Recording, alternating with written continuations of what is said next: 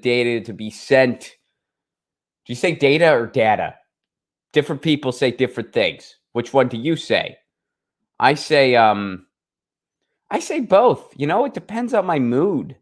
I don't have an allegiance to either. I have seen it, it is good. I have seen it, it is good. We're officially live.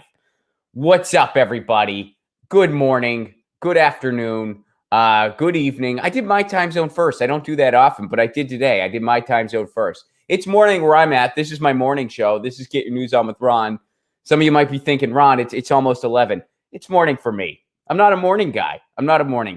But, I do this morning show. And let me give a shout out to all the people who make it possible. Our friends over at ZT.com, ZHITEA.com. Their tea kind of rules. You can get their tea wholesale because of the pandemic. I recommend the raspberry pecan, the Monk's Blend, the white peach China tea. And those are just a few of my favorites. There's a lot that I freaking love. You can get it wholesale because of the pandemic. Good lefty and friend of the show, Jeffrey. It's his tea shop. So support an independent tea shop that makes a great product. Our friends over at triageoil.com, TRIAGE oil.com. They supply the pain oil to me, which has done wonders for my neck. And Trendy Nay educates the public on cannabis with his show. It's a great resource. It's a great product. Check it out. Triageoil.com, TRIAGE oil.com. And of course, all the patrons, because folks, I made this announcement, but I will make it again. I can't monetize my streams anymore. I don't know what's going on there, but I don't have the ability to monetize my streams. I can still monetize my clips, but I cannot monetize my streams. So patrons, if it was not for you, this show would not still be alive. So thank you so much for your patronage. If you're interested in becoming a patron, you can get your own theme song. I do a stream once a week just for patrons. I do a patron Zoom show just for patrons, and I'm making theme songs for people via request. And you can get all that for a give what you can level. I know times are tough. If you don't have anything to spare, I totally get it. Do not worry about it. I'm always here for you. But if you got a little bit extra that you're not going to miss, even if it's just $1 or $2 a month, that goes a long way. Please do consider it. Patreon.com/Ron Placone, because I would not be able to exist without you. All right. Without further ado, let me bring my guest in today. Where did she go? My guest, I just lost her. But let's bring her in and see. Maybe she's hopping around somewhere. Please welcome to the show, Lauren Ashcraft. Lauren, I think you just froze on me. Well, that is bummer timing. I think Lauren is frozen. All right, so we'll let Lauren unfreeze. We'll let Lauren unfreeze there, and we'll move on to other things until she unfreezes. There she goes. Okay, she's gonna hop back in a second here. Lauren just froze on us, which was weird timing, but she'll be back, and we'll be chatting with her some today, which I'm really looking forward to catching up with her. Some of you guys may remember Lauren. She ran for Congress in New York's 12th district, and now she is up to a lot of other activisty things. We're gonna catch up with her, get her thoughts on the world, go through some news of the day. But it looks like she had to reboot there, so we'll see her shortly. We're early anyway, folks. It's not even officially 11 a.m. Pacific yet, so we are early. I'll make another quick announcement. So you guys know a couple excited things going on. First of all, this coming Saturday, November 14th, I have a punk rock special that I curated for a network called Modern Retro Radio. It airs at 10 p.m. Eastern, 7 p.m. Pacific on Saturday, November 14th. And you can listen to that just on their website, modernretroradio.com. Afterwards, I'm doing a Zoom hang where if anyone who listened to the special wants to talk about it, ask me questions about any of the songs I chose, we can do that. And that's all free, of course. So this coming Saturday, please check it out. I'm really excited about the playlist I made. They reached out to me. They wanted punk rock that was made within the past 5 years. Generally, that's not a cast in stone rule, but that was like kind of the general rule of thumb. And I followed that rule for the most part. So that's coming up on November 14th. Now, without further ado, I think my guest is back. She rebooted. So let me bring her in. What's up, Lauren? Oh my gosh, I am so sorry. It's no worries. It's basically an analogy for my life that we did the pre-talk and everything was working fine. And then as soon as it hit go, it was like, I Well, I thought maybe you just like turned your camera off, like you were like, all right, I'm not needed yet. I'm gonna like go grab a cup of coffee or something. So I was like, well, maybe she's waiting, and then I was like, oh no, it's a reboot situation. But yeah, technical issues. good to see you. Thanks for being here. Thank Always great to you. catch up with you. So we got some stories of the day to hop through, but first Yeah. I wanted to start a little general with you because you were the person who said this first to me. And I've always quoted you whenever I've repeated it. Like I've always given you credit.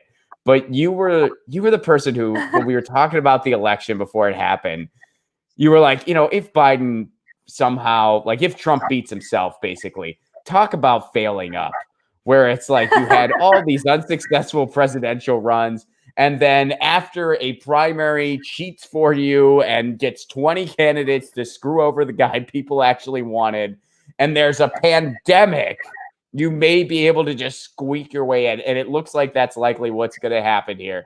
So how are you feeling overall? Uh, it's like a loaded question because Indeed. yeah, I obviously was a Bernie person. And what I think the data is showing is that whenever Democrats compromise and try to move right to get this hypothetical imaginary unicorn person that is like a Republican that may or may not move Yeah. Democrat, whenever we compromise a platform that actually helps people, then we lose. And I think the longer we go without realizing that, like the Democratic Party will continue to lose. And I saw AOC is essentially saying something along those lines that nobody's ever asked her like how the progressives are winning right now. And it's because of people power and door knocking and having these bold visions. But whenever we look at like Charles Booker, for example, in Kentucky, like he had the vision, he had the charisma, he had the character, he had the background and the resume. Well, and But they screwed him. yeah, They screwed him. I mean, that was ridiculous what happened. They did everything to favor Amy McGrath, a pro-Trump Democrat. And then what happened? She got crushed. she She got got crushed. And crushed. like I'm a Democrat and I wish like I wish I didn't watch this like to hate watch it and laugh at it, but her ads and where she spent her money was ridiculous. Like they had those cartoons get drawn of like Mitch McConnell as a turtle and like yeah, we all think that, but you're spending your money on that. We already know. Why don't It's well, yeah, it's almost like it's become a parody of itself at this it point. is. It really has. And you bring up the AOC thing because I noticed that this morning. Now, I'm not going to say I haven't had my disagreements with AOC. There's some stuff she's done that I haven't liked, some stuff she's done that I have. But it was amazing to me that people were piling on her for calling for policies people wanted. That like she was bringing up Medicare for all, and people were getting on her like, stop being divisive. It's divisive to say everyone should have health care. That's divisive. That's In a divisive. pandemic. It's unreal. It's I just so think we've done such a number on like free thinking. And I actually really appreciate when people say like I sometimes disagree with AOC, I sometimes disagree with Bernie, I support them both. But the thing is like no two people are ever going to agree on the same thing, but like I think we should all agree about the fact that you shouldn't have to choose between um dying maybe or having $750 to pay your rent and put food on the table. yeah. Well, we're gonna get to healthcare in just a second, but let's start with this because it is Veterans Day. And man, nothing says let's honor veterans than making sure endless war just continues indefinitely. And that's what they're doing. Look at this. Senate panel proposes a $696 billion Pentagon spending bill. That's up from last year, folks. They got a promotion. It's up from last year. Wow. And by the way, they're getting a bunch of, they list here some of the stuff: fighter jets, which they're getting 96, which is 17 more than the administration requested, 5 more than the House bill would buy. They're building 9 new battle fort ships. I mean, it's unbelievable. And especially like on a day like today, where it's like, oh, let's just assure that indefinitely we're going to have a system where we're going to crush people economically so they feel they have no choice but to join the military. We're going to sell them a bill of goods that they're actually doing good around the world. Then we're going to send them off to fight and kill at the behest of oil companies. And when they come back with crippling amounts of PTSD, maybe they get the support they need. Maybe they don't. And if they don't, tough cookies. We don't really care. And gee, I wonder why 22 veterans commit suicide every day. And this is how our government thanks them. This is how they appreciate them. I mean, we are an empire, and it's like we're not the good guys. We're not the good guys. No, and I'm really thankful. I know I posted about this today, but I have kind of a friendship going with Left Flank Vets, who I think are a really cool group of people. And we've had some really wonderful talks about how, like one particular person there remembers just, having a rough childhood, having no economic opportunity. And these recruiters target, they go to these areas in rural America where kids are in poverty and they have no hope of going to school because they'd end up with hundreds of thousands of dollars worth of debt and can't imagine paying that off. And they offer them the military, and then they come home, like you said, with all sorts of medical issues and PTSD.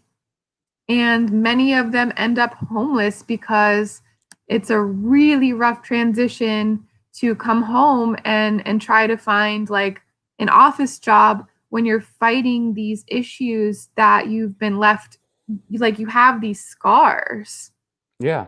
Well, and I think, I mean, I'm not familiar with that show you mentioned, but I do know it's so important when you have veterans who are really shining a light on this stuff and blowing the whistle on this stuff and speaking out about it.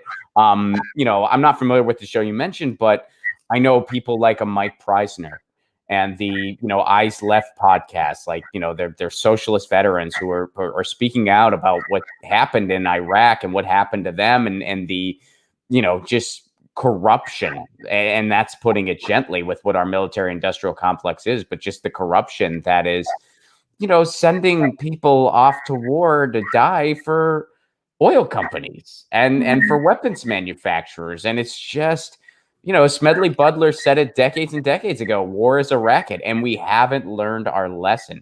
Do you have headphones by chance? Oh, yes. Let me go get some.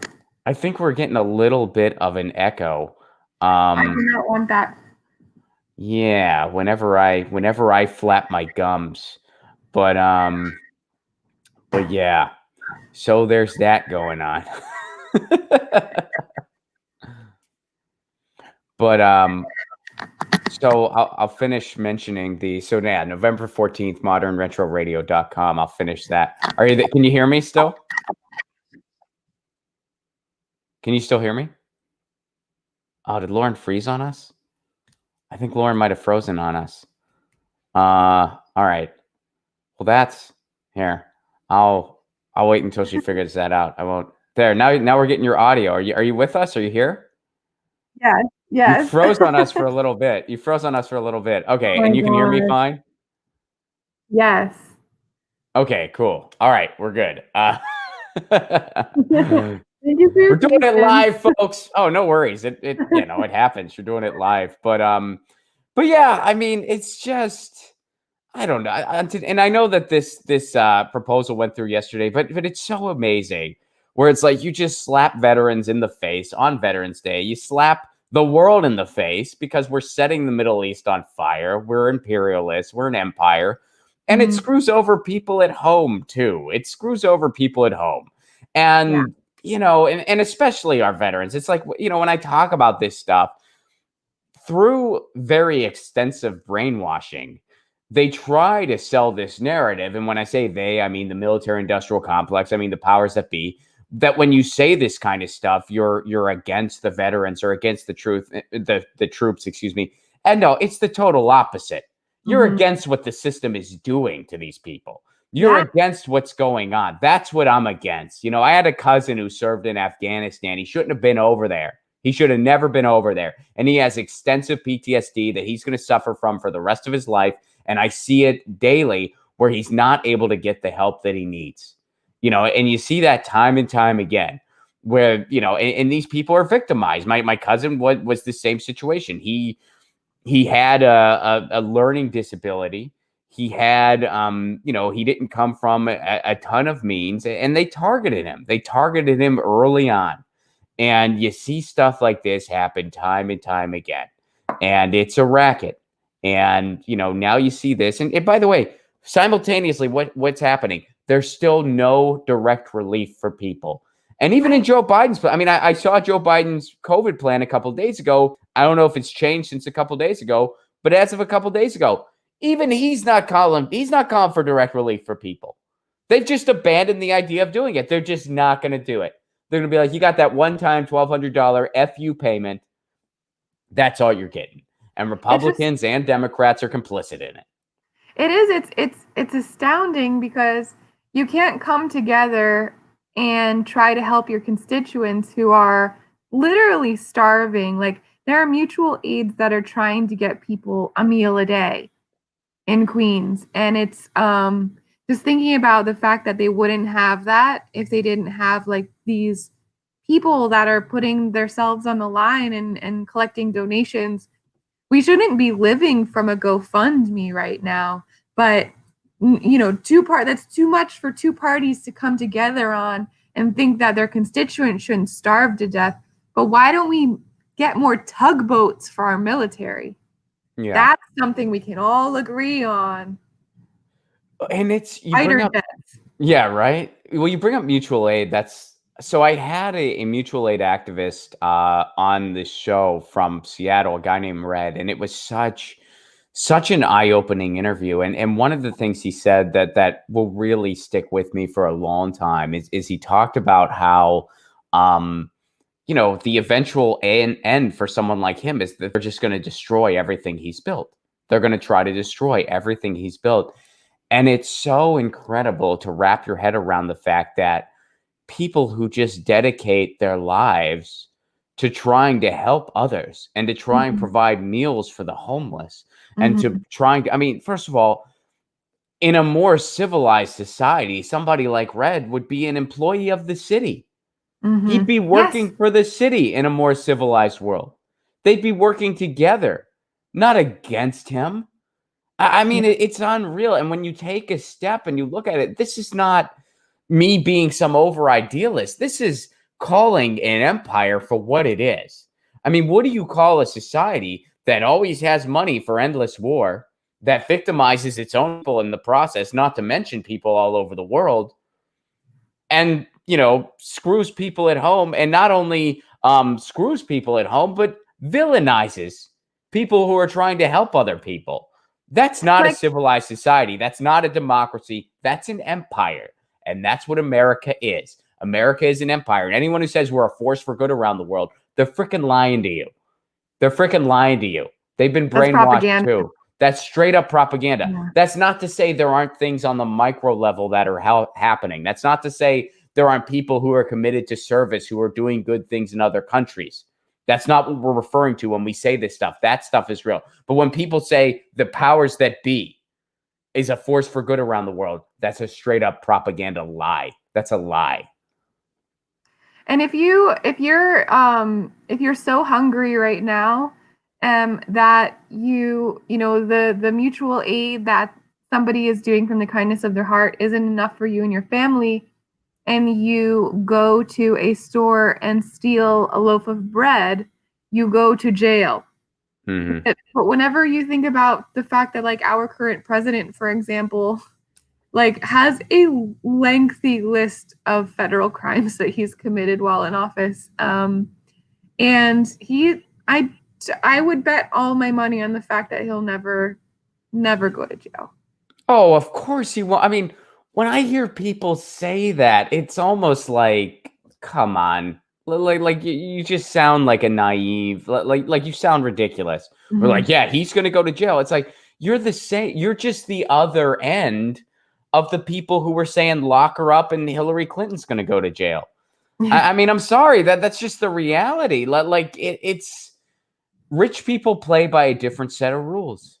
They just do. And whenever somebody of means faces any type of consequences, they're taking the heat for somebody even more powerful than them. So no, people like the Clintons don't go to jail. People like George W. Bush, they don't go to jail. People like Donald Trump, they don't go to jail. That's just the way it is. Yeah. And yeah, he's committing financial crimes daily. And, I mean, so does our entire federal government, really. That's why they didn't look at any of his actual financial crimes, because so many of them they're complicit in. So many. Nancy Pelosi's complicit in a lot of the same stuff. That's how she became a 100 millionaire while in office. Yeah. So it's like, yeah, we we could go on. Sometimes I just think about like all the people who had Jeffrey Epstein at their weddings. And it's like, that's the group of people who will never go to jail. Like, the only reason Jeffrey Epstein, went to prison is because he was finally exposed by some pretty gutsy journalism. He is, I mean, it's so, and we don't need to go too far down that rabbit hole, but like, it is so overwhelming. And I know, Graham Elwood, who's a colleague of mine who I tour with, he is very, invested in that story, and he has kept the spark lit on that story, as well as some others. And I'm glad they're doing it. It is so overwhelming when you just take a step back and you realize Jeffrey Epstein, a guy who was wealthy to the point where he would never wear the same shirt twice.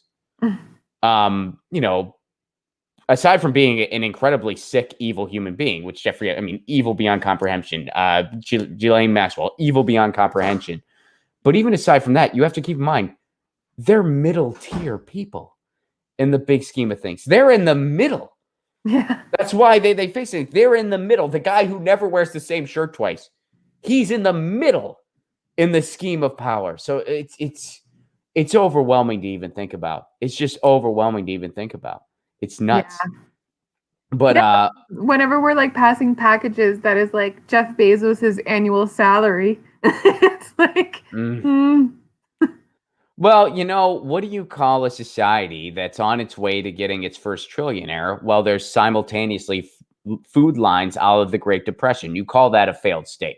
It is. There's no getting around it. Like, we are a failed state. We are the bad guys. We are the empire. We are a failed state, to the point where we're just giving an open FU to anybody who, dedicated their lives to service, told they were serving this country. We're just giving them an FU because we're saying, hey, we're making sure that endless war continues on Veterans Day, no less. On Veterans Day, we're going to make sure endless war continues. And we got the money for it. We don't have the money to help anybody here. We don't have that money. There's no money. We can't possibly give you any kind of relief. But we got the money to make these fighter jets, baby. USA. Yeah.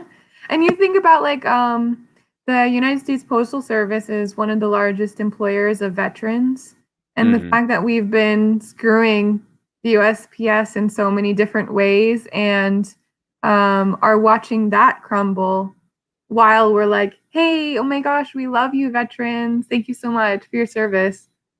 Sorry about you're losing your job.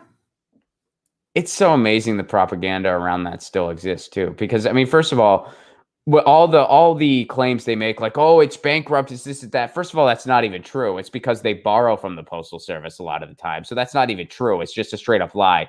Second of all, even if there was some truth in that, guess what? It's not called the postal business. It's called the frickin' Postal Service. The word service so it's a governmental service that's supposed to employ people, which it does. Who has those jobs? American citizens who get a salary. And then guess what they do with that salary? They spend it in the frickin' economy. Second of all, it's supposed to provide a service of low cost shipping all over the country and the world.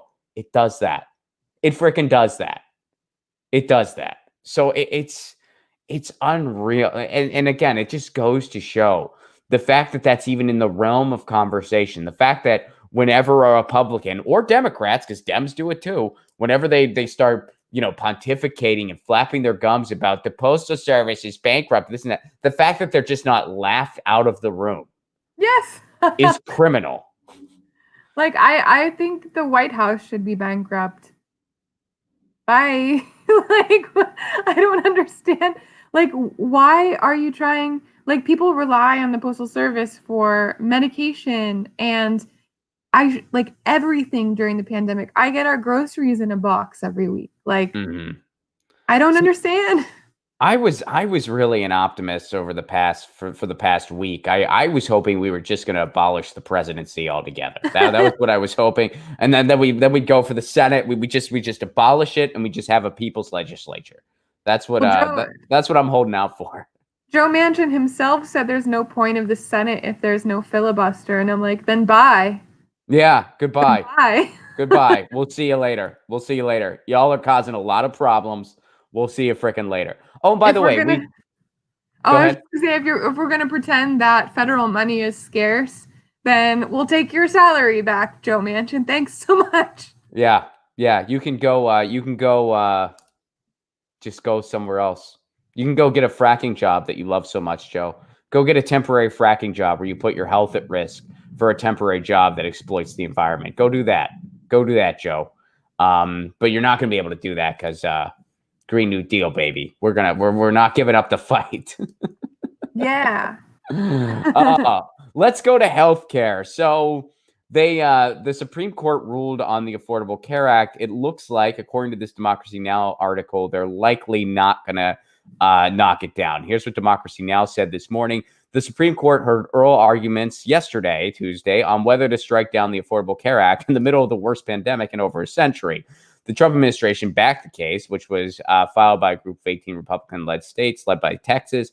The states argued the ACA's individual mandate is unconstitutional, and the rest of what they say is Obamacare. It's actually the Affordable Care Act, and it's actually Mitt Romney's plan, should fall with it. The response from the justices suggests a majority of the conservative court does not agree. Here's Brett Kavanaugh. Great guy, by the way. Brett Kavanaugh. Winner. It does seem fairly clear that the proper remedy would be to sever the mandate provision and leave the rest of the act in place, the provisions regarding pre-existing conditions and the rest. So it looks like, and this goes, here's a very American thing, Lauren, and let me know what you think of this. We go in this cycle where we try to replace bad policy with worse policy. And sometimes it works or not works, but sometimes it happens. Sometimes it doesn't. And then whether it does or doesn't, they tell you that you're the problem because you should be thankful for that bad policy. Hey, the ACA is bad policy, which it is. It's bad policy. Is it better than absolutely nothing? It's better than nothing. Is it better than an anti-healthcare plan, which was what Paul Ryan and the Trump administration came up with the AHCA? Yeah, it's better than that. How amazing is that? They managed to come up with a healthcare plan that was worse than nothing. Like they come out, they're like, we could do nothing, or we could do this thing that's worse. This is a healthcare plan? Yeah, it takes healthcare away from millions of people. Yeah. You're insane. Talk about failing up. We have these incompetent, useless legislators that I don't know what they do spending their time. And part of me will be really curious to find out, should I ever be elected? But are they just out drinking beer with each other? I don't know. Probably. Yeah, I think that's what happens is they go to parties and they're literally elbow rubbing with each other. That's how they say hi, as they rub elbows and tell each other it's really cool how rich the other person is. That's how I view our Senate and a lot of the Supreme Court right now. And it's really frustrating because I'm a proponent of MMT, and I was really lucky to have an advisor during my campaign that was a really good teacher about this. And I think one of the things I like to raise awareness about is the federal government pays for things through congressional appropriations. And when we look at the budget, it's just a wish list. It's the list of things that cumulatively our government gives a shit about. and we are not on it. Those tugboats are on it, and fighter jets are on it, and war, and a tank parade for Donald Trump, but we are not on it. So if we want to pretend that we have a budget that we have to balance, like I do as a human, isn't it really bad that they prioritize that other stupid shit over us? And then whenever you realize that there isn't a budget that you have to make sure we don't spend more than, we spend more than our budget all the time, and there isn't some boogeyman that comes and gets us or does anything weird, nothing happens. We're doing it right now. We just do it for war. Keep that in mind. We can spend whatever we need to spend to help the American people if Congress approves, which they haven't. So whenever you think about the fact that they're getting all these donations from healthcare, for-profit companies, the fossil fuel industry, from weapons manufacturers, then you think about the fact that we have a Congress and Senate full of people that would rather keep taking those donations than make sure that you can go to the doctor. Mm-hmm. And this is the knowledge that I have right now. So like I might look happy, but this is like my angry face because I'm so mad. And that's why I ran. You have an angry face where you're smiling. I know. I'm a little envious. See, like I have the opposite. I have the opposite problem of you. I will be happy, but I'll still have like a natural scowl. I don't know why. I mean, I can't do anything about it. It's just what I look like. Whenever I'm reading, I look pissed off. So like, like whenever, especially during like live streams and stuff like that, like if I'm reading, or if I'm like trying to like read someone's comment or whatever, I just have a natural like pissed off look. And I can't, that's just what I look like when I'm reading. And people are like, what's Ron's problem? And I'm like, I can't help. I mean, I'm reading, and this is just what I look like when I read. I can't help it. Yeah, I have this really inappropriate reaction where like I laugh when I'm angry, and that might be like from my experience as a comedian, or I might have become a comedian because I'm broken in that way. But I always thought it would be really funny to be like sitting across the table from like the likes of Jamie Dimon and being like, yeah, we're gonna break you up now, thanks. It might be an easier sell that way, and it's probably healthy. I mean, Yeah. laughing is very healthy for you. So, I mean, if you just do that all the time, that's pretty. I mean, sometimes I would laugh in like bad situations sometimes because like sometimes nervousness causes me to laugh. Sometimes, and I guess that maybe that's what draws all of us to comedy. I think we're all drawn to comedy because in some way and in some capacity and in some lane, we just crossed an inappropriate line so many times in our lives, and it wasn't on purpose. It wasn't out of malice. It was just because that wasn't aligned to us. We're like, well, that was a joke. I didn't really. So it's like, well, where's a gig where I can just get rewarded for crossing that line as long as I do it in a constructive way? Well, comedy. Yeah. That's pretty much, that's the only gig that exists that I know of. I mean, true. My wife has said or Congress. Or maybe I would argue the problem is you're not rewarded for doing that in Congress. You should be. In a should world, that would be correct, where it's like, yes, you get rewarded for that. But with the way Congress is, unfortunately, and not even just our entire electoral system, unfortunately, that's not the way it is. Unfortunately, I think if you go that route, you're gonna do the long haul, where it's very, very difficult. It's very, very difficult to go the Bernie Sanders route in electoral politics. It's just very difficult. That's why, Bernie, it took him a long time to get where he's at. Whereas like when you take Easy Street and you're just like, here's my wine cave. What do you want, donors? There's a reason why Pete Buttigieg is 37 and Bernie Sanders is 78. And they're on the same freaking stage. There's a reason for that. One chose the long road. One chose, and I'm not saying Bernie's perfect or flawless. Of course he isn't. But, he chose to, for the most part, stick to his guns. He's been having the same message for 40 freaking years. He didn't hold back on it. He's lost his share of races because of that. He's won some because of it. He was in the right place at the right time in 2016. And thank goodness for all of us, he did what he did. But, when you choose the long haul like that, it's a lot more difficult. Whereas if you choose, like, let me be a blank suit, you can fail your way up to the presidency. Yeah. If you get a once in a century pandemic and your opponent is going to be sitting in the chair when it happens, you can fail your way up to the presidency. We just saw it happen.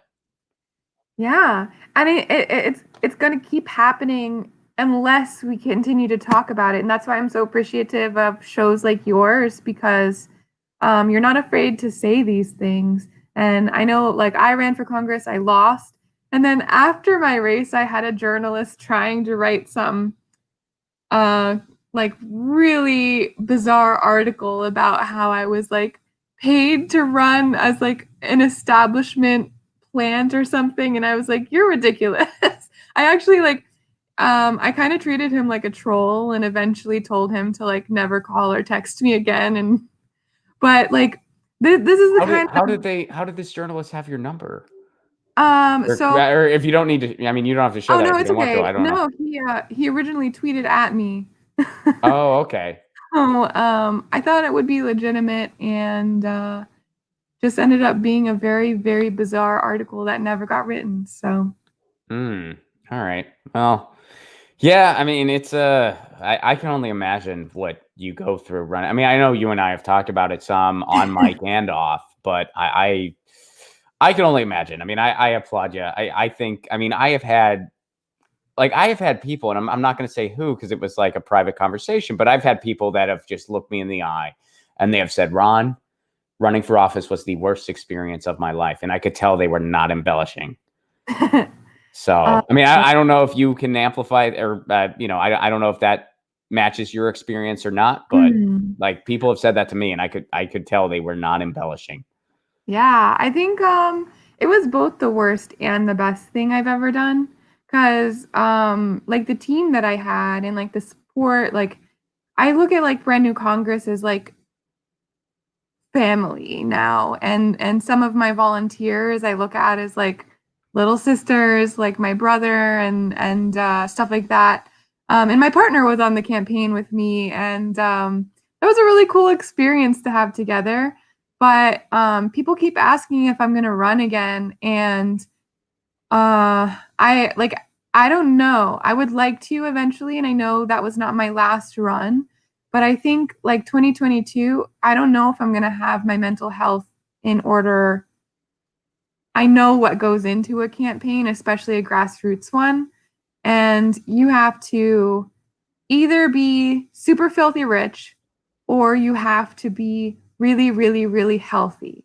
And at the moment, unfortunately, I would say like from COVID and like unemployment and like everything, and my cat just died. Whenever I think about like putting myself through like a year and a half of like, it's kind of abuse, if I'm being completely honest. Like, I think that's fair. I mean, I yeah, can't agree or disagree with that because I've never experienced it myself. But I mean, yeah. from what I have been told by so many people, yeah. I mean, even people that deal with a lot of other crap. You know what I mean? Mhm. Like people that deal with crap on a daily basis, they still have said, "Oh my God, it was a nightmare." Yeah. People have a really glamorized version of what it is. And to be honest, I also didn't think it would be what it was. Um, and I think like the reason I would do it again is because of the people that I've met. And I know that like if I start running, I would have pretty much a team in place and we know how to do things better now. But like just knowing what you're up against, like the constant rejection and like how dare you, and journalists trying to smear you.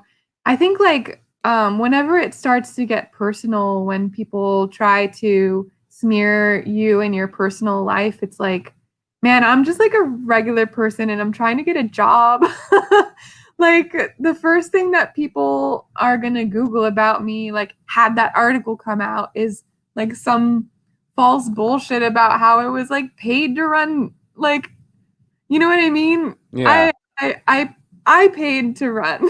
yeah. No, And it's It's ridiculous. Anyway, I could go on for a long time, but Well, see, that's why I can never do it. There is enough online footage of me saying enough. I mean, I have said so many times I am against the concept of private property that I will never be able to run for office, at least not in this country. And so, oops. But that's okay. I mean, Well, who knows? Maybe like 30 years from now, Ron DeSantis could be running for Congress. yeah. They'll be like, we're open to this idea now. We're open to this idea. What's Ron have to say? It's not for me. I mean, there's nothing. I applaud the people who do it. It is a lane that needs to be occupied, but I don't. It's not the lane for me. I think I'm better suited for other things, for more activisty type things, for like what I'm doing. I'm just not. I'm not able to kind of put on that suit and speak the language. And I mean, I could fake it, but why have someone who fakes it? Why not have someone who knows how to navigate those waters, who has the patience and the personality to navigate those waters, as opposed to someone who doesn't.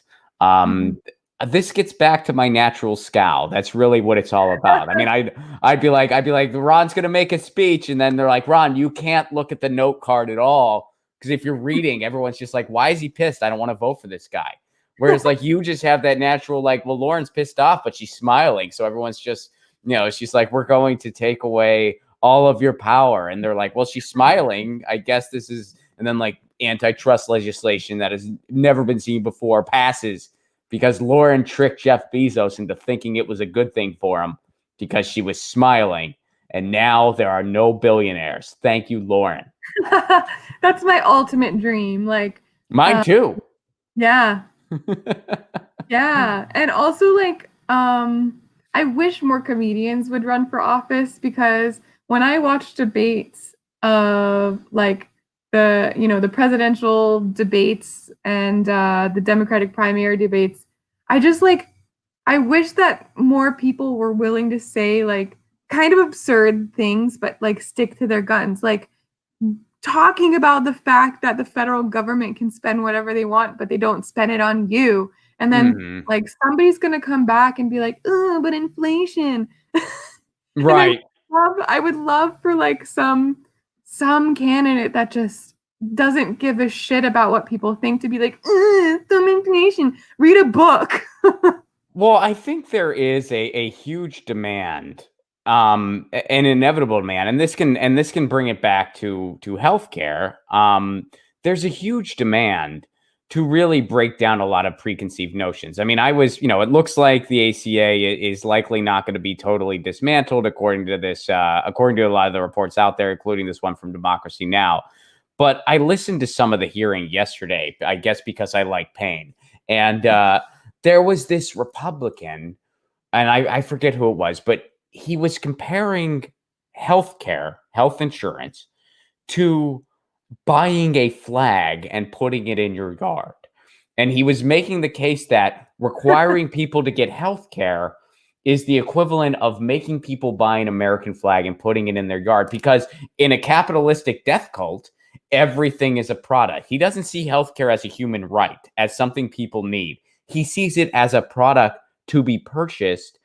And if this guy was speaking and pretty much any other industrialized country in the world, they would think he was batshit insane, which is a fair response. But in the United States, not only is that welcome speech, not only is an elected official making those lunacy analogies, but no one can refute it. No Democrat could refute that. No, at least no one at that hearing could refute that.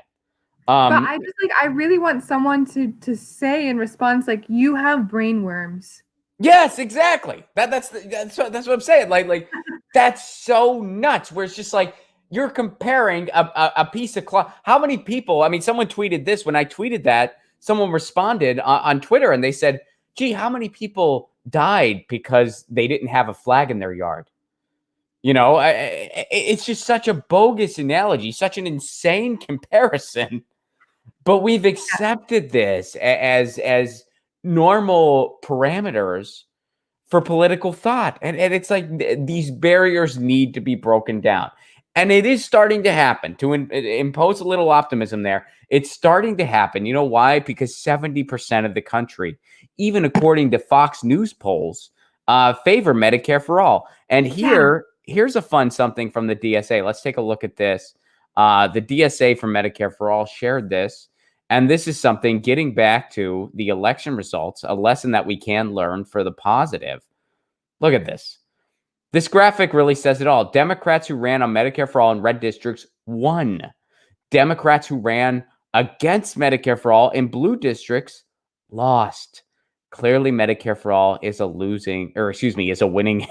Clearly, Medicare for all. See, I look pissed off when I read and then I misread. That's what happens. Medicare for all is a winning issue. Anyone who claims otherwise is more interested in keeping corporate donations rolling than actually winning. Let me repeat that. Dems who ran on Medicare for all in red districts won. Dems who ran against Medicare for all in blue districts, guess what? They lost. Because 70% of the country wants freaking Medicare for all. Even Fox News can't deny that. I think what's astounding to me every single day is, like, instead of explaining what Medicare for all is, I think the Democratic Party kind of balks and they're like, it sounds too scary. But, like, rebrand it if you want. I don't care. But the fact that we are the only industrialized country that connects insurance to employment specifically. And whenever you lose your job, which millions and millions of people are right now, you lose your ability to go to the doctor. Yeah. Like, what kind of a world is that? Yeah, I mean, it's nuts. And they also, not only do they connect it to your employment, but also in the bigger scheme of things, they connect the concept of healthcare to profit. Yes. There has to be a profit motive, which is absolutely morally disgusting and evil beyond comprehension, but is completely, it just makes no sense at all. Like it's completely inefficient. We have come up with such an inefficient system where we spend more and get less than every other industrialized country. And all these people who work in the health insurance industry, because, and I'm not begrudging those people, it's not their fault. Like it's their job that they have. They could all be working for a universal system. They could all be employed by a universal system. So that whole argument, like, well, the insurance companies are corrupt, but will they do employ people? Like, no, all these people could have a job where they're helping orchestrate a universal system. And the difference would be that everyone can go to the doctor. That's the difference. So, I mean, it is so like it's such a no-brainer. And again, I mean, it's another, for instance, of public opinion be damned. 70% of the country wants a certain thing. And you had two people running for president, both who were against it. Donald Trump, Joe Biden, both against Medicare for all. Joe Biden promised he'd veto it. I mean, and then, but here you have on smaller levels, all these candidates are winning because they support it. And the candidates that don't, they're losing. What I don't understand is, like, who are the people? Like, this is a genuine question. And if you hear this and you're one of them, like, write to me and I would love to talk to you. But, like, who are the people that hear that everyone could have insurance and it wouldn't negatively affect you and your taxes wouldn't go up? And they're like, no. Yeah, right? Who is that? People are sold. And then this was something that the media just repeatedly did that was so criminal, was when they just kept repeating, your taxes will go up a lot, your taxes will go up a lot, your taxes will go up a lot. It was such a, I don't want to say red herring, but it was such a, it was just blatant misinformation. Because it's one of those things where it's just like, well, yeah, technically, by definition, your taxes will go up because you're going to pay for your health care via your taxes instead of paying an insurance company. So what you're paying overall goes down significantly. But by definition, your taxes would, quote, go up. So it was just a blatant, it was just a blatant misdirection intentionally. Like it was propaganda. And I think, like, if more of the Democratic Party or Democratic candidates learned about MMT, it's like your taxes don't even have to go up. Right. You don't even have to bill you for Medicare for all. You can just have it. and you know, we can pay for whatever we want. Should we cut war? Should we cut the military industrial complex? Yep. Not to save money, but because we should. But Right. like Right. the thing is that we're reminded all the time, but this propaganda has been so successful that we don't see it this way, is our government doesn't care about us. Yeah.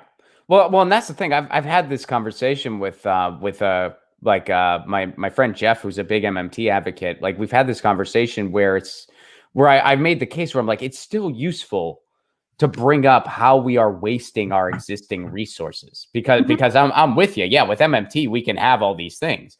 But it's still useful to bring up how we are blatantly wasting our existing resources and how inefficient our existing systems are, and how it is just totally a lie to make the case. I mean, even right-wing think tanks have revealed that, yeah, Medicare for all saves money. It just does. It saves money. I mean, that's still a valuable lesson to really like impose on people, and our corporate media just so willingly did the opposite. You can't convince me for 1 second that Jake Tapper doesn't understand the concept of, I'm paying $400 a month. I'm just making these numbers up. I'm paying $400 a month to this private insurance company. If we had a government-run universal healthcare system, I'd only be paying $100 a month. So I'm saving $300. My tax bill does technically go up by $100 because I'm paying it via taxes now instead of to a for-profit insurance company. But who cares? There's no way Jake Tapper doesn't understand that. He does. The entire corporate media does. But they sold the lie anyway, hoping enough Americans wouldn't scratch beneath the surface. And they were successful. Yeah, it works. And like, what also is bizarre to me is that we've been conditioned to see what the federal government spends as ours. Like somebody's like, well, I don't want like my taxes being spent on like someone else getting this. You know what I mean? And it's like this, there's this like idea of scarcity of federal money that is so untrue, but it's like part of how our brain works as Americans. Like, maybe it happened in public education, I don't know, but like we are like, oh no, that's like my money, and I'm very frugal with my budget, which is the federal budget, which we never stay within anyway. Well, nobody complains. Well, I shouldn't say nobody, but like, you know, like as far as the corporate realm of conversation is concerned, nobody complains about. I mean, yeah, people will echo those. Well, I don't want. Why should my money go towards someone else's healthcare? Blah blah blah blah blah. Which, first of all, it already does actually. But second of all, going towards bombing kids. Exactly. It's like, why does nobody complain about? Gee, why does my tax money? I mean, I've told this story on the show before. When I was in Scotland, I went to like the immigration museum, and they had this pie chart showing where their budget goes, where their government's budget goes. And there was like a shaded portion for arts and education, and a shaded portion for healthcare, and a shaded portion for defense, and a shaded portion for other goods and services. You'll never see anything like that in the United States, because the entire circle would just be war, and then there would just be this near invisible sliver that just said everything else. That would be the pie chart if it was honest. Yeah. And no one has a problem with that. Why are my tax dollars going towards bombing people that don't pose a threat to anyone? Why are my tax dollars going towards bombs being dropped on people whose resources we want to exploit? Yep. I have a problem with that. Yep. People aren't conditioned to think that way. Yeah, and we also are conditioned to not see Iraqi children as humans. Yeah, I mean, it's so let's get off of electoralism. I wanted to talk to you about this. Well, first of all, before we go there, though, I do want to. So, what do you think's going to be next for you? Do you think you mentioned you might want to run again at some point? First of all, condolences regarding the cat. I know we talked about that off mic, but you know, again, condolences. That's Thank you. That's rough. That's very. Oh, geez, yeah. That's hard. And have you considered, if you want to stay in electoralism, have you considered local? What about like a Lauren on city council or a Mayor Ashcraft even? Definitely not mayor for a lot. Like, New York City mayor is an even bigger race than Congress. No, I know. No, no, no. I know that. I mean, if you lived in a different place, that might be a Yeah. more attainable thing. But yeah, New York City mayor, Yeah. it's and there's really a who of assholes that Yeah. I mean, geez, there's quite a crop of like, wow, yeah, like true Yeah. plankton that just Yeah. Bloomberg, baby, You have some Giuliani. you have some small shoes to fill. Low bar. Hmm. So yeah, it's been real interesting. I would definitely run for another office. I would definitely run for Congress again too. I think just deciding like which one when I feel like I'm like strong enough to do it again.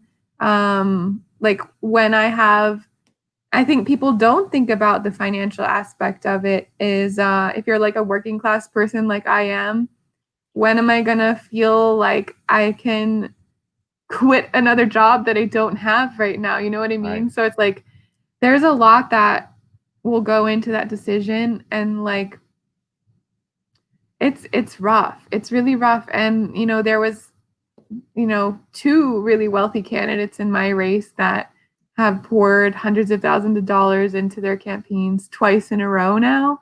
And I just don't have that luxury. So it is frustrating for me to see like that's how democracy works in the United States right now. Yeah. I see like New York City Council races. Maybe I would run for New York City Council someday.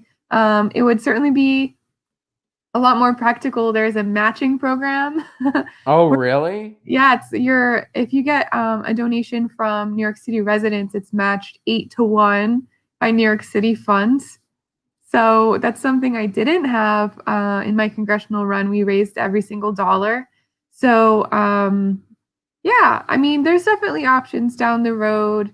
I am trying to put my oxygen mask on before Oh, of thinking course. about other oxygen masks. Oh no, I hear you. That's yeah, absolutely. And that's how they tell you to do it on the airplanes. Yep. Um, but I think you know the reason I bring up local is for first of all, I'm a big local politics advocate. I think that more people need to explore those avenues.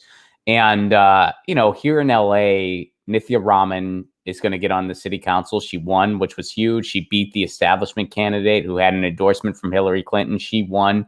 So now we have a Shama Zawant style local politician in city council. So now you got someone up in Seattle, you got someone down in LA. It'd be really cool to see New York kind of start to get that style of politics infiltrate their city council. Because I mean, if every city council in the country had a Sama Zawant style politician, that would change the country. It really would. Totally. And that's Yeah. attainable. Like that's not an impossible feat. And I try to look at it this way, and we're going to go to some of your other activities outside of electoralism here in just a second. But when I really kind of took a step back amidst the frustrations of it all, I'm like, look, my activities on Monday of this week were going to be the same regardless of what happened with any of the electoral races. My plan, because I actually just moved to a different part of town here in the Los Angeles area, my plan was to attend a neighborhood council meeting and make the case for municipal broadband. And I was going to do that no matter what happened in any race, no matter what happened with any proposition. That was on my to-do list, and I did it. I showed up to that Zoom meeting, and I made the case for municipal broadband. I wasn't successful in that plight in the last place I lived in Pasadena. Local government was not very receptive to it. I'm going to try again here, and I'm going to see what happens. I will say, Lauren, that it started off better than it started off the last time, because when I brought it up, every council member knew what it was. So Yes. I didn't That's have that the first awesome. time, but everybody knew what it was. I really love So it. so I'm starting off better. And you do community gardening. Look at this amazing pin tweet you have. We did it. We built the community garden for Queensbridge houses. Thank you to everyone who donated, signed our petition, showed up for volunteer, drove people or plants to the site. This garden belongs to us. You did a community garden. Here, let's look at these photos. Let's look at these. So there's your garden. Yeah. Let's see. There's your crew. Yep. Where I don't see you in this picture. Where are you? Oh, Are you I'm in right that pic? in the Are you middle. taking it? Where are Yeah, you no, at? I'm in the middle back next to the There you tall are. guy. That's you, right? Right? Oh, you Yeah. can't. Yeah. All right. Here, I'll do it with the mouth. That's you. There Is it that is. you? That's me. That's you. Yep. Okay. All right. I got it. And then there's you. Yeah. Is this your My Sigo? partner. That's your Yeah, that's partner. Right yep. on. There you go. He I can does tell you guys, even though you guys have masks on, I can tell you're smiling. oh. And then there's some other community garden. Are these other volunteers or Yeah, so that particular guy, his name is Sugar Ray Sugar Marston. Ray? Nice. Yeah. And he's a resident of Queensbridge and really active in kind of helping to orchestrate these mutual aid events that take place there. So he had this vision for a community garden, and I'm like an aggressive project manager by trade. So he had a vision, and then I did the petitioning and fundraising and harassment basically to get it done. And so that was really like a team effort from us. But your skills are so valuable in this. I mean, you're in community projects. Every community project would benefit immensely from a Lauren Ashcraft because you know Yeah, how to well, manage. You know how to manage projects. It's as simple as that. And yeah, now, well, so how's the community garden going? I know it's winter out where I know they do that up in New York. So yeah. is there like what's going on right now? Yeah, they're winterizing it with compost. They're having children's programming. They had a Halloween event there with masks and everything. So it's really like a space that the community has taken over and is really proud of. And I think it warms my heart. Somebody parked there, and somebody who wasn't me. It used to be me that put like really mean, scary letters on people's cars. But somebody did it. It wasn't me, but somebody else is telling people to move or be towed. So I'm really proud. It's I feel like parking in New York. I get it. It's still New York. It's still New York. We're still parking in New York. yeah, we have I nailed these no parking signs to like all the trees around it. But people are really passionate about like cleaning up the litter. And I think also like the children's programming coming up, we're going to teach them about why it's important to make sure that we don't allow plastic in our earth. So like teaching kids about the importance of keeping like the earth healthy. And I think we have I mean it's a starting point for some really cool stuff, and it's just beginning. So I'll be excited.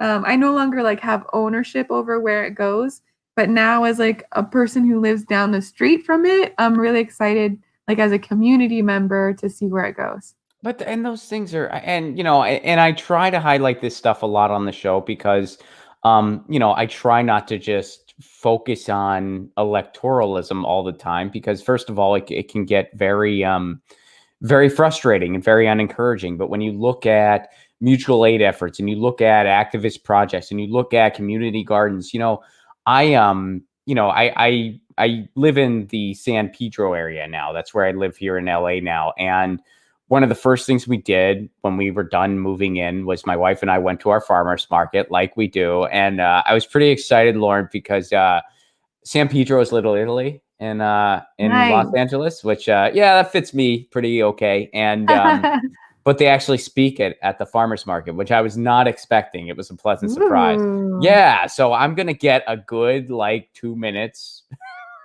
a week in practice now. that's Because I amazing. get to speak it at the farmers market with whoever, there's a couple produce stands, they speak Italian, so I get to speak Italian some. Oh my Um, gosh. and then I'll learn a lot of vegetables because I forgot how to say carrots. So I asked the person, I was like, come si dice carrots. It's caroto, so very complicated. But but I didn't remember. That's um, awesome. but the reason I bring that up is after there's a community garden right in the heart of Pedro. And we went and they showed us around and they gave us their guidelines for their compost. And it was just so cool. They harvested a little celery for us. They Yay. gave me a salary, Lauren, for doing nothing. They're like, we're a community garden, but we're going to give you 50 grand a month for doing nothing. Awesome. No, they harvested a little bit of celery for us just because we remarked that it looked really good and it was coming in great. I gave her a couple bucks. She didn't ask for it, but I was like, no, for the cause, like take a few dollars and thank you for the celery. And we figured out a place where we're going to do our compost now. I mean, that stuff Yeah. is so important. Now, the only thing that they stipulated, and I already found a place. I have to separate my compost now because the local garden near me, they don't accept citrus because it breaks down too slowly for them. They can't handle Ooh. citrus. But another buddy of mine who does his own composting, he does do citrus. So I separate my citrus for him. And he's out in Long Beach, which is a little further, but I do my citrus for him, and then I do the rest for this community garden where I live in San Pedro. So That's awesome. Good so for I have you. 2 bags now, but Yay. it's essential. I mean, but without people like you making this stuff possible, like that's not something I'd be able to do, or I mean, so it's so essential, and I know that it's hard not to lose sight of the fact that, well, if we don't do something about the 70 biggest polluters in the world, we're really screwed no matter what. And, that truth doesn't go away. Mhm. But there's also a solid truth in the fact that, yeah, but you know what? If you're doing everything you can in your backyard, that matters a lot too. Recycling matters. Yeah. Composting matters. Community gardens, they matter. They matter too. And that's something that you can really do a lot about directly. So that's important too. Yeah, thank you. And I think like that's what's so cool about having like children's programming coming up too is like we can do all we can as like a generation that's like kind of taken over right now. But then we know in the future, whenever they're leaders someday, they're going to remember like how scary it is that, our earth is on the verge of, not being able to come back. And hopefully they'll carry these lessons to, along with them whenever they're legislating someday. Do you grow anything at your place? Poorly. I have okay, I'll show you one. We have these little ivy, or I don't even know what this is, but my partner's dad gave him this huge plant. It's like taking over part of our wall over there, and I'll like clip off pieces and get like roots. So we just have like 6 of these plants that I've like clipped off and created like a new plant from.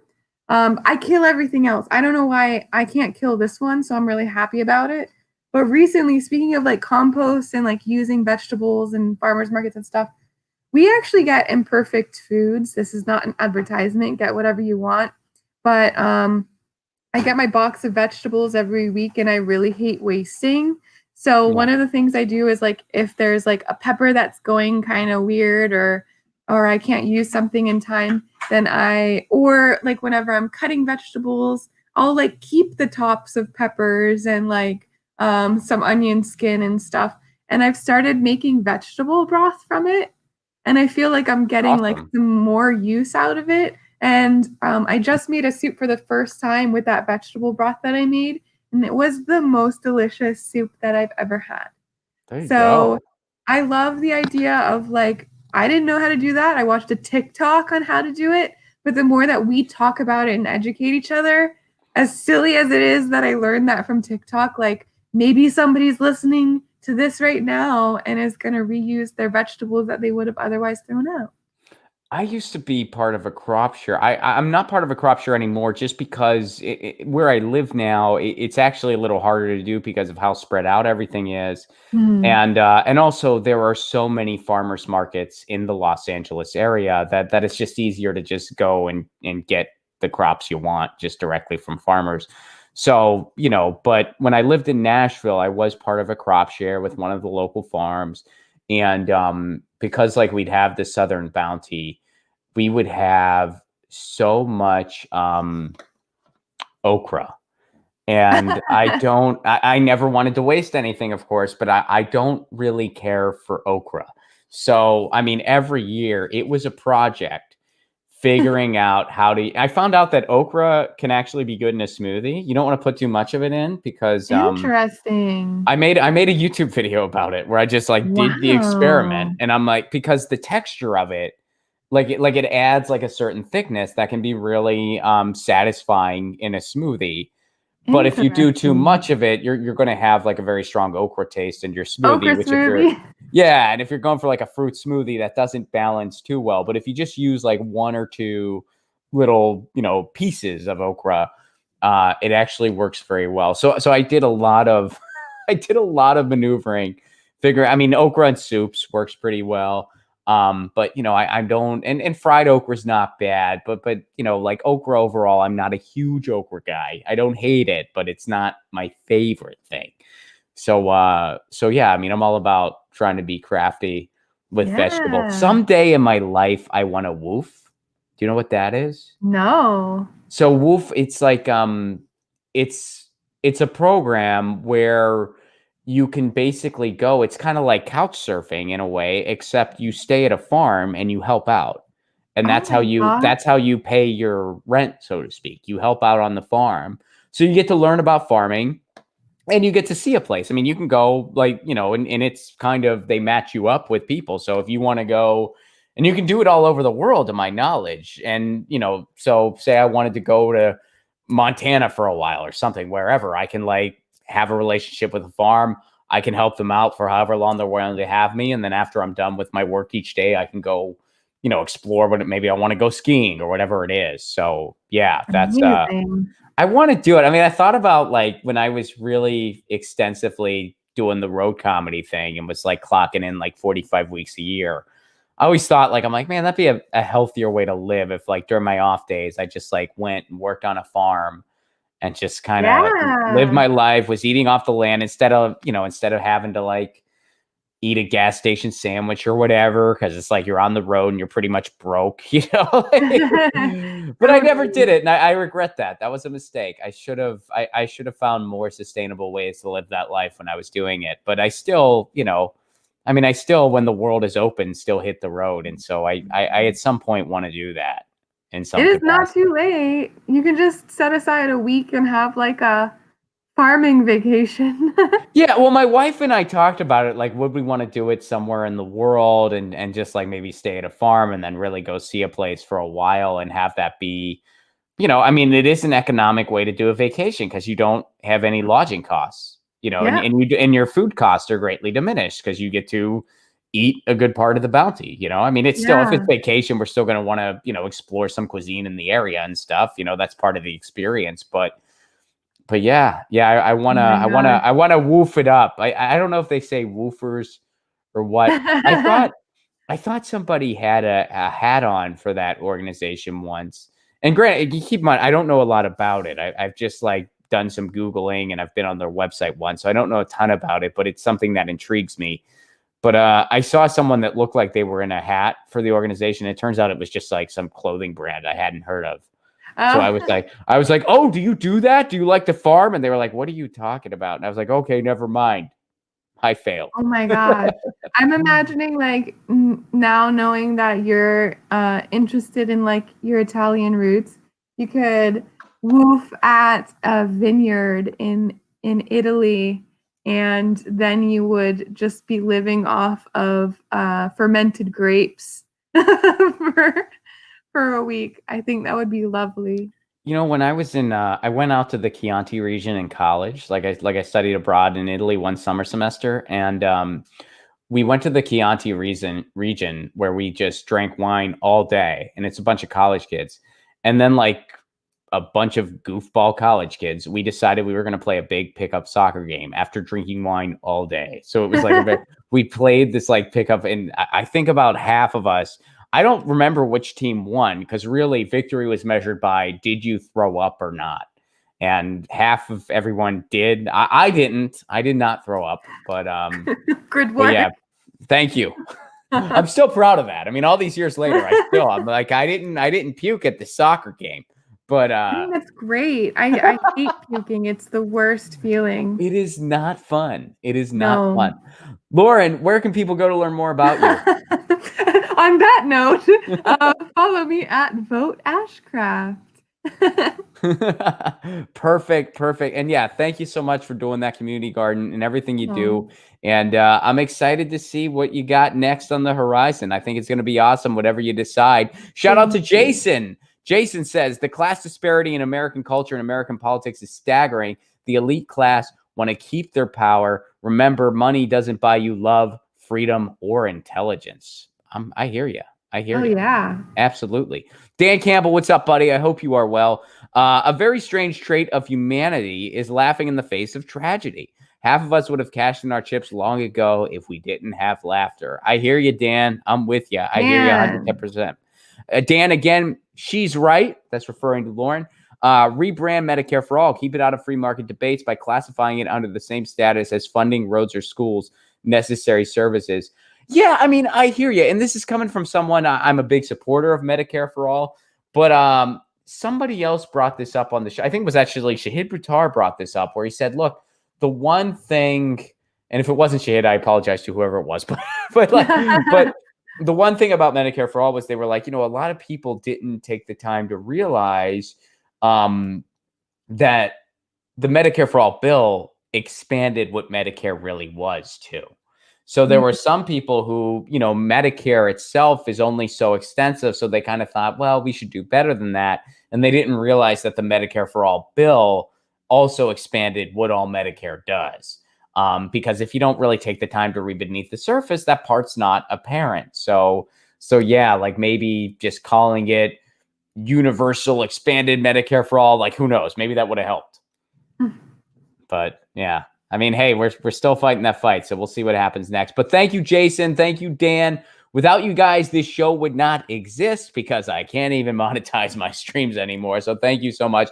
Follow Lauren at Vote Ashcraft. And Lauren, thank you again so much for doing this. And folks, another few quick announcements. November 21st, Graham and I have what will likely be our last Zoom show of the year. It's going to be a big blowout Zoom show. There's going to be stand-up songs, all kinds of fun stuff. It's right on the internet. Starts at 9 p.m. Eastern, 6 p.m. Pacific, November 21st.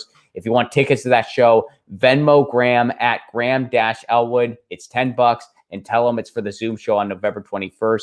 And again, this coming Saturday, Ron's Punk Rock Special, 10 p.m. Eastern, 7 p.m. Pacific. You can stream that at modernretroradio.com. And if you want to hang out on Zoom after to talk about the special, just email me so I can make sure to send you that link when I send it out. And of course, that is all totally free. Lauren, thank you so much for being here. Tomorrow, guys, a short video drops. The political party roommates got to respond to the election, don't they?